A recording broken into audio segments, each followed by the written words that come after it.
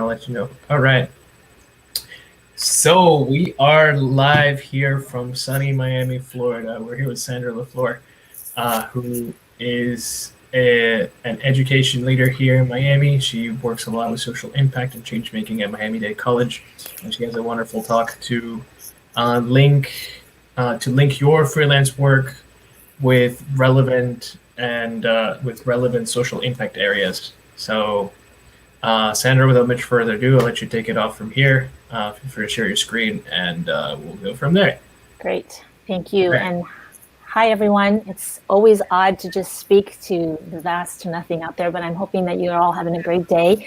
So I want you to imagine a world where solutions outrun problems. And I know that right now that sounds pretty Pollyanna-ish, but that is the vision that is driving a million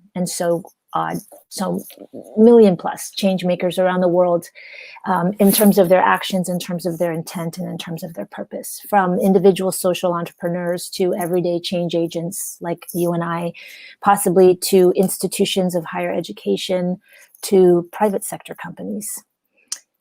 It does not take much for you to notice what's going on around us when you turn on the news or you listen to a podcast, whether you could pick your poison. You could pick the climate change issues, the fires that are consuming our coastlines and our states out west, the pandemic that is highlighting the inequalities that have long lived and plagued us as a society, the political discourse that seems to get more disturbing by the moment, the racial reckoning that we're still doing. Any one of those reasons can highlight for you why, more than ever, the time for change making is now.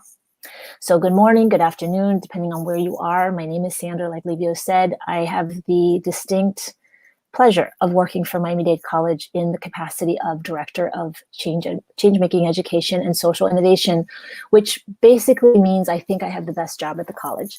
And what that does translate into is that I get to work with faculty and staff together to curate for our students an experience that reminds them and that helps shape them from the moment they come to campus, with the messages that tell them, you matter, your ideas matter, your voice matters. And this is a time where, bottom line, we need everybody to lean in. We need everybody to pull their weight. We need everybody to give a damn. We need everybody to bring their magic.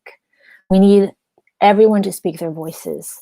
And that's what this conversation is about. So I did a lot of thinking about this little talk. It's not long, and hopefully it'll be an inspirational call to action for some of you, and for others of you, it'll be a real validating moment. But I'm not a freelancer, and I have always worked in large, densely distributed, bureaucratic, slow-going, slow-moving institutions. However, I was born into a family business. Actually, no, I wasn't born into it. I was raised in a restaurant business, a small family restaurant. And so I'd like to think that I know what it is to experience the different emotions and the different conditions that go along with working for oneself, whether it's the pride, the work, the sweat, the tears, the worries, the wins, the benefits, the joys, and most importantly, for this talk especially, the opportunity to not only do well, but to do good. I think those are things that I call forward right now when I think about all of you, thinking about ways that this conversation can be practical. I draw on my own personal experience. So with that, I'm going to share a few slides, just a few. And that means just give me 1 second. Let's see.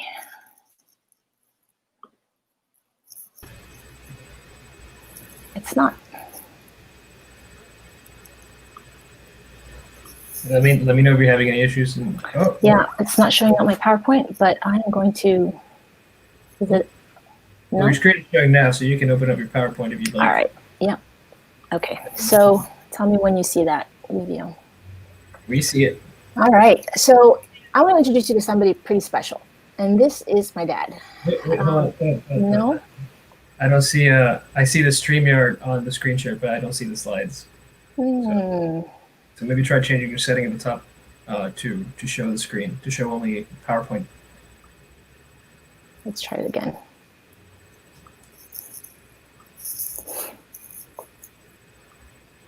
All right, here we go. This should work. Okay, there we go. All right. So this is my dad. And the reason I wanted to bring up this specific story was because I learned early on a very important lesson from him that really speaks to the conversation today.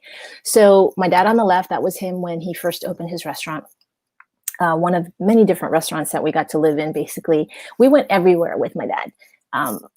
I was in second grade when I started, and I was past being married and being a mom when they closed their last restaurant.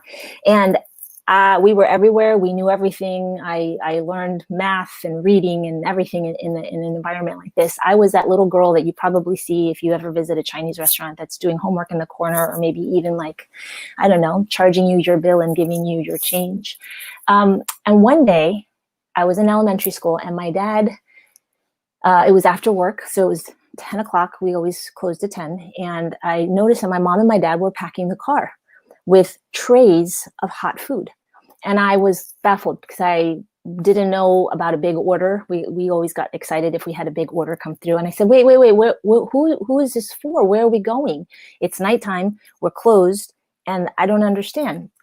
And my dad said, come here a second. And he pulled me to a side, and he gave me just a few seconds of his time to tell me something that ended up shaping my life. And maybe didn't know it then, but in hindsight, it was a really important moment for me. And he said to me, we're taking this food to a shelter in downtown Miami.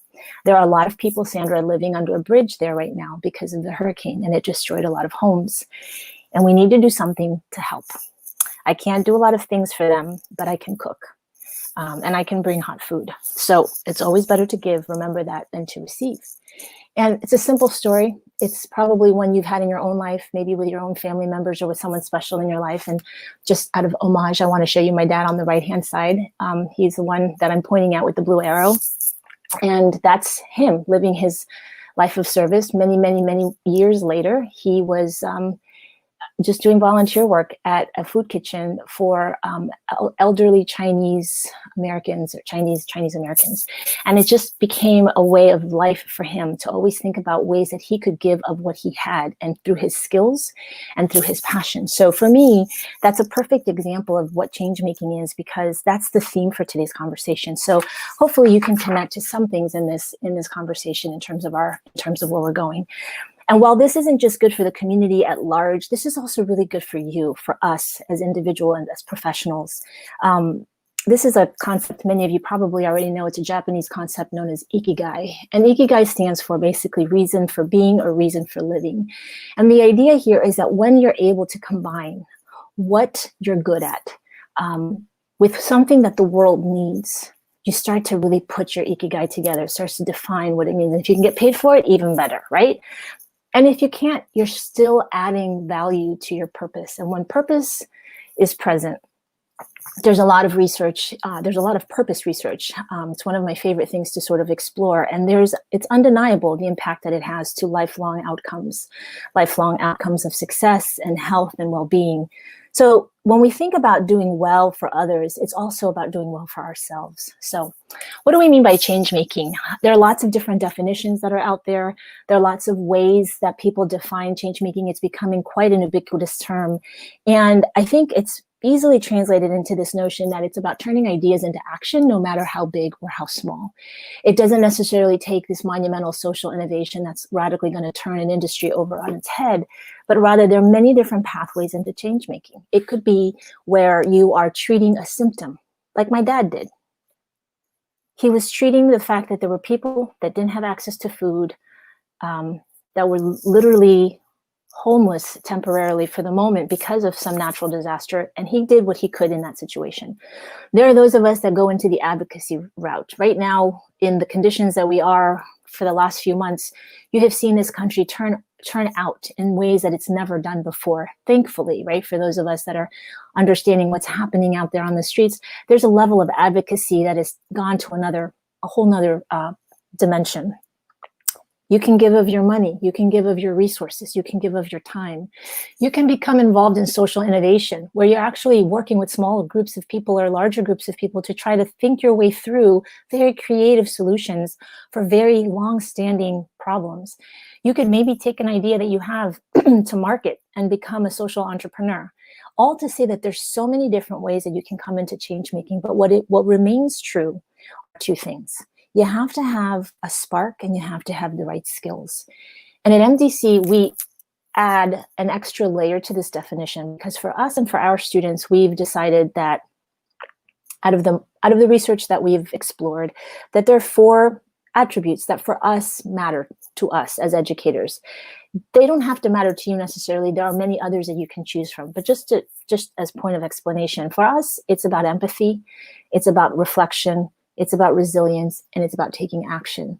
And the idea is that if our students are able to understand, maneuver, and even master in those areas, then they're going to be in the best position possible to start helping us create solutions that will either eradicate some of these root causes or treat some of these really painful symptoms. And we believe that our students have that potential, just like I believe all of us in this space have not just the opportunity, but hopefully the responsibility to do that. So the last thing I wanted to just take a few minutes with before we open it up for some questions and some dialogue is to talk about this organizing framework. So this is like maybe the one little nugget that you might take away from today that you didn't know before.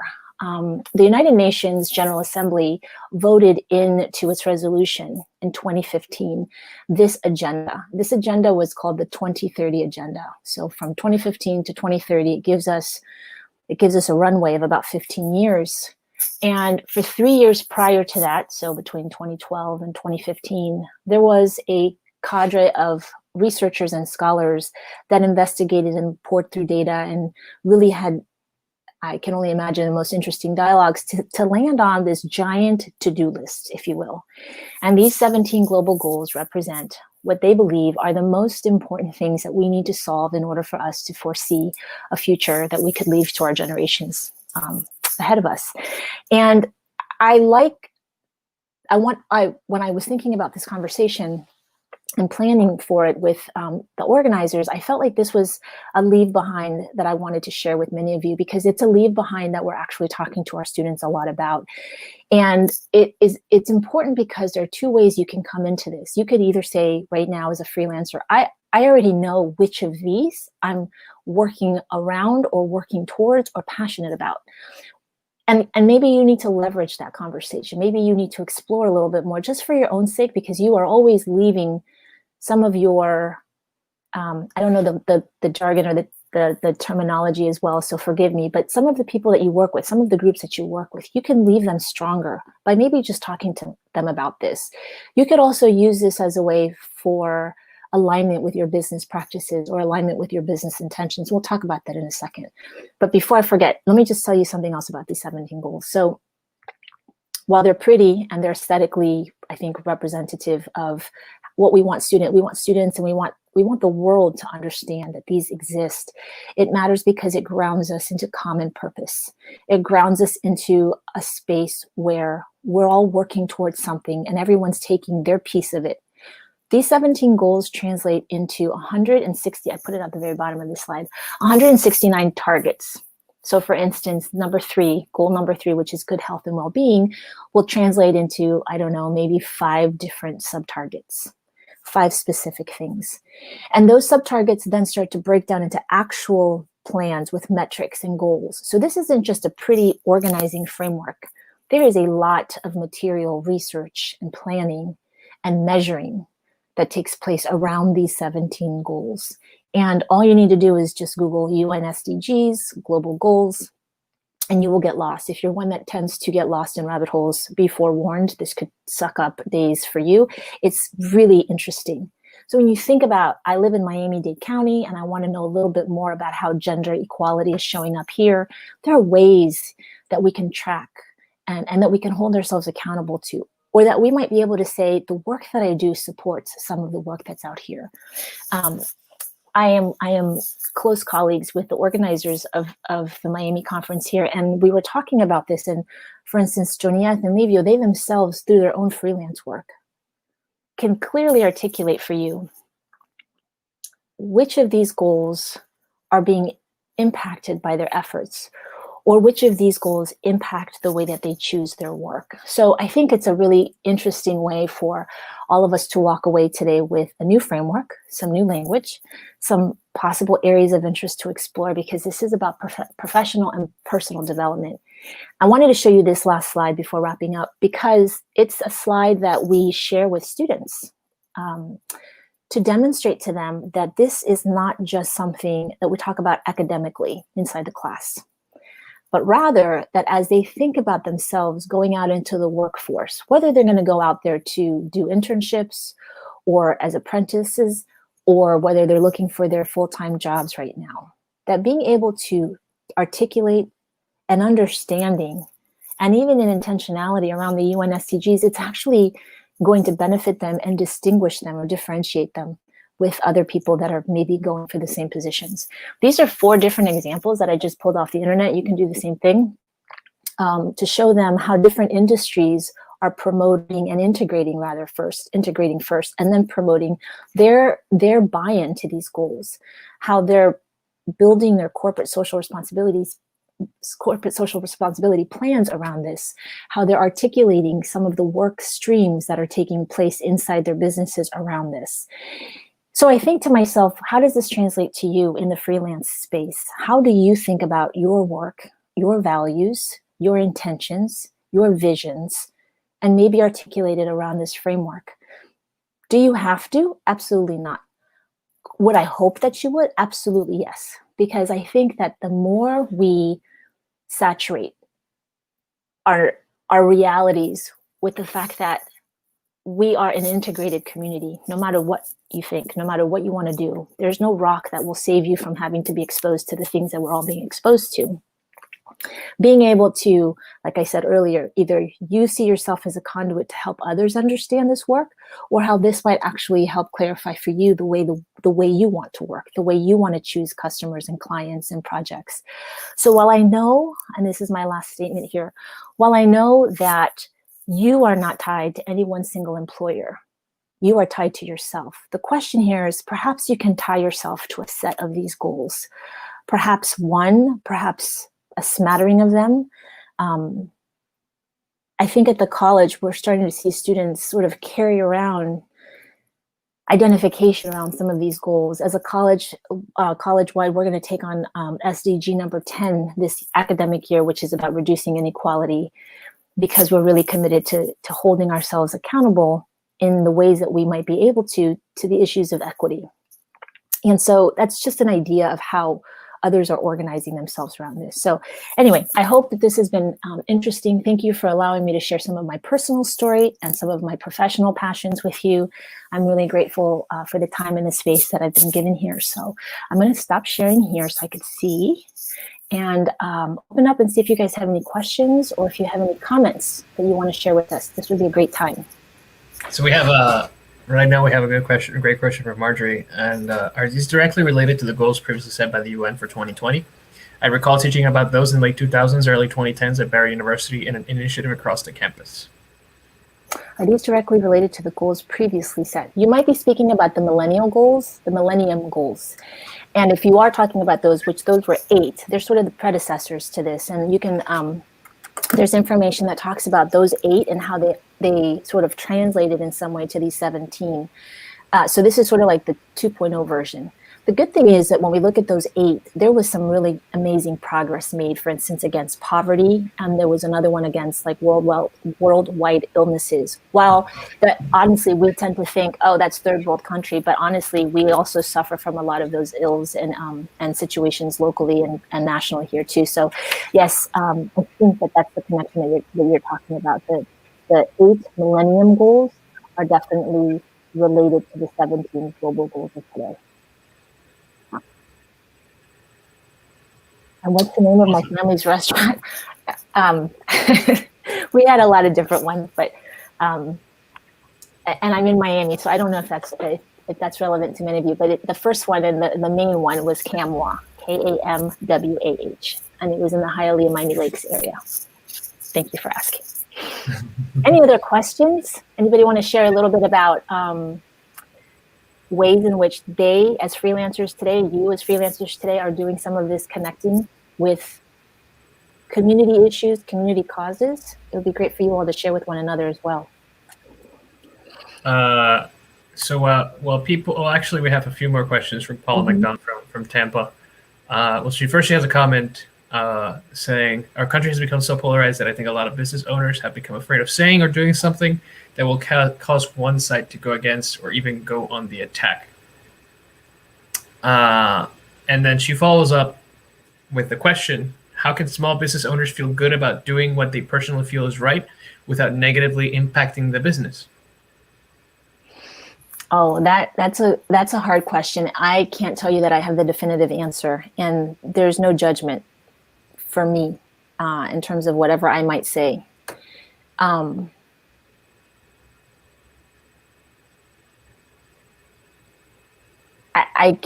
know, it's so easy when you're not in that situation where you have that that potential conflict, easy for others to discuss and I think that and debate and decide for you. But I do think that being aware, number one, is important. It's a first step, right? And thinking about just the awareness that there is potential conflict, perhaps between your values and those of your business. And is there any room for you to explore how you might align? I do understand that it is difficult for, you know, businesses to come out and take a position if that's what they feel they need to do. Some are easier said than done. For some it's easier said than done. But I do think that maybe just having the conversation and meeting others in your space that are doing or not doing this. I don't think I have an answer for you, Paula, but I do have empathy for that. Like I said, in my personal experience, all I knew was how my dad and my mom chose to run their business. But I don't know what it is to live through a decision where it is definitely in conflict with what's best for your business. Livio, I don't know if you have anything you want to add to that one, because that's a good question. That's a really like dinner table, let's have some drinks conversation.